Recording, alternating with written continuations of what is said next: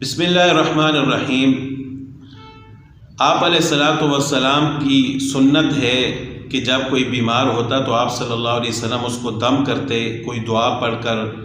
اس پر دم کرتے یا اس کو پڑھنے کی تلقین کرتے۔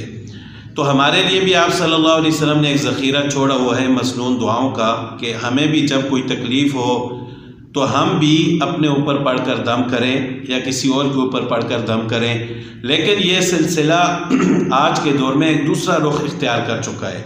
یعنی لوگ اس کو ایک کاروبار بنا چکے ہیں اور دم کرنے کے بہانے لوگوں کو اپنا مرید کیا بلکہ اپنا بندہ بنا دیتے ہیں، نعوذ باللہ۔ یعنی ایسی حرکتیں کرتے ہیں کہ جو گویا کہ وہ ظاہر کر رہے ہیں کہ وہی خدا ہیں اور وہی سب کچھ کرنے والے ہیں،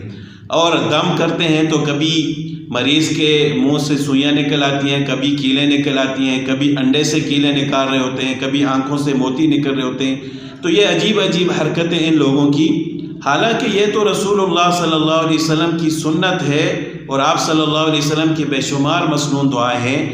تو ہم خود بھی پڑھ سکتے ہیں، کسی دوسرے سے بھی دم کروا سکتے ہیں۔ تو اسی طرح ایک بیروپیہ جو کچھ عرصے سے مشہور ہو چکا تھا حق خطیب کے نام سے، تو اس نے بھی یہی کام شروع کر دیا، میڈیا پہ آ کر میں فلاں کے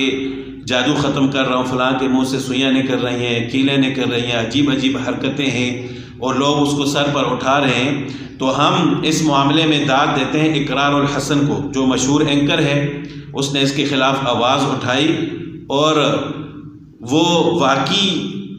تعریف کے لائق ہے، اس کو داد دینی چاہیے۔ اس نے بہادری دکھائی کہ ایسے شخص کے خلاف اس نے آواز اٹھائی۔ آواز تو ہم سب کو اٹھانی چاہیے تھی، لیکن اس نے پہل کی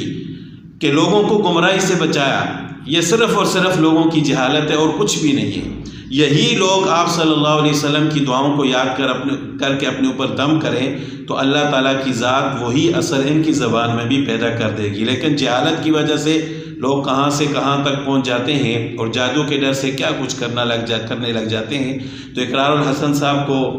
بہت بہت مبارک بھی، اور ان کو داد دینی چاہیے کہ انہوں نے اس فتنے کے خلاف آواز اٹھائی، اور ہماری دعا بھی ہے ان کے ساتھ کہ انشاءاللہ اللہ تعالیٰ ہم کو کامیاب فرمائیں گے۔